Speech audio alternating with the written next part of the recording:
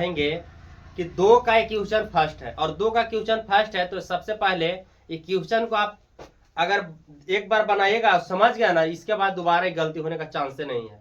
Equation क्या है देखिए, एक आयताकार भूखंड है। एक आयताकार क्या है? भूखंड का क्षेत्रफल, यानी एक आयताकार 2 का फर्स्ट इक्वेशन है और आपको यहाँ पर है कि एक आयताकार भूखंड का क्षेत्रफल कितना है? 500, यानी एक आयताकार भूखंड का क्षेत्रफल यहाँ पर है आयताकार आयताकार आयताकार क्या चीज का? भूखंड का क्षेत्रफल कितना है जी? 528 मीटर स्क्वायर। 528 metre square. देखिए इसका क्षेत्रफल दिया है, भूखंड का क्षेत्रफल दे दिया 528। बट ध्यान दीजिए आगे इसमें बोला गया है कि लंबाई जो है ना, लंबाई चौड़ाई के किसके? लंबाई जो है चौड़ाई के दुगुने से अधिक है। यानी देखिए एक आयताकार, यानी हम बोलेंगे कि एक आयत के आकार के, एक आयत के आकार के है।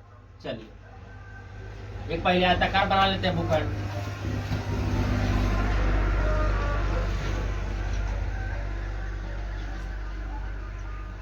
ए बी सी और डी, एक आयताकार भूखंड है, एक आयताकार भूखंड है, समझ में आ गया?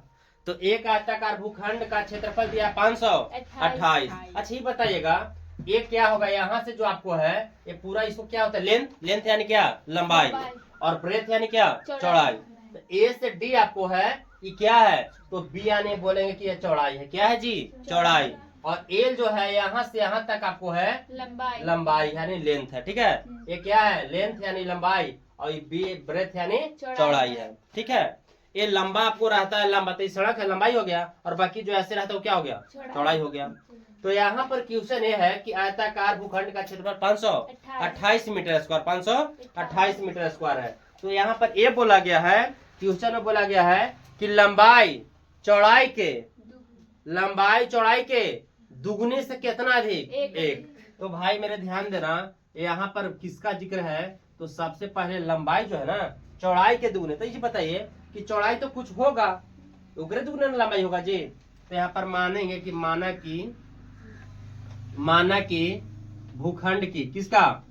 बोलिए, भूखंड की क्या? लंबाई। भूखंड की चौड़ाई, छोटे भूखंड की चौड़ाई इसलिए बोल रहा है क्योंकि चौड़ाई से दुगना है लंबाई, तो चौड़ाई तो कुछ रहेगा था ना जी। यानी चौड़ाई को क्या हम मान ले? बताओ, चौड़ाई x मीटर है। कितना मीटर मान लिए? तो यहाँ से यहाँ तक जो दूरी होता है, यहाँ से यहाँ तक जो दूरी बाहरी वाला, इसको कह सकते हैं हम लोग, इसका कितना मीटर? x metre. ठीक है ना? अगर x मीटर हो गया तो बट ध्यान देंगे, जब माना कि भूखंड की चौड़ाई x, तो बताइएगा लंबाई कितना हो जाएगा? y metre. लंबाई y मीटर नहीं होगा, क्योंकि चौड़ाई के दुगना से एक अधिक है, तो लंबाई हो जाएगा 2x प्लस 1। समझिए बात को, चौड़ाई x है तो लंबाई बोला कि x से हम दुगना है, तो दुगना यानी 2 से गुना, तो 2 में x से करेंगे 2x, और दुगना से कितना अधिक? 1। तो अधिक में क्या करते हैं? जोड़ते हैं। लेकिन कितना अधिक बोला गया है? 1। तो हमको पता हो गया कि लंबाई 2x प्लस 1। किसी कोई डाउट नहीं ना है? चलिए अब यहाँ से चलेंगे हम लोग प्रश्न से। प्रश्न क्या कहा कि भूखंड का क्षेत्रफल, और भूखंड किसका है? आयत के आकार के। अरे कैसा है जी? एक आयत है, एक आयताकार है। क्या है? आयताकार। तो यहाँ लिखेंगे आयताकार भूखंड का क्षेत्रफल। तो भूखंड का पता है भाई, क्षेत्रफल होता है दिया है 528। तो बताइए आयत का रहे चाहे भूखंड के रहे, इसका क्या होता है? बताइए, एल गुने बी बराबर दिया हमको 528 मीटर स्क्वायर। तो बताइएगा लेंथ कितना दिया है? लेंथ कितना है? 2x plus 1। तो लेंथ हमको पता है 2x प्लस 1, और गुने ब्रेथ कितना है? चौड़ाई कितना दिया है? x बराबर कितना हो जाएगा? 528 मीटर स्क्वायर।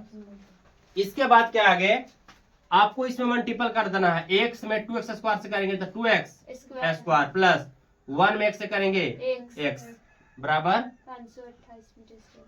तो क्या इसको लिख सकता हूँ इक्वेशन के रूप में 2x स्क्वायर प्लस x बराबर में है, तो इधर माइनस। चलिए बराबर 0। जीरो। देखिए आपको यहाँ पर इक्वेशन के रूप में पूछ रहा था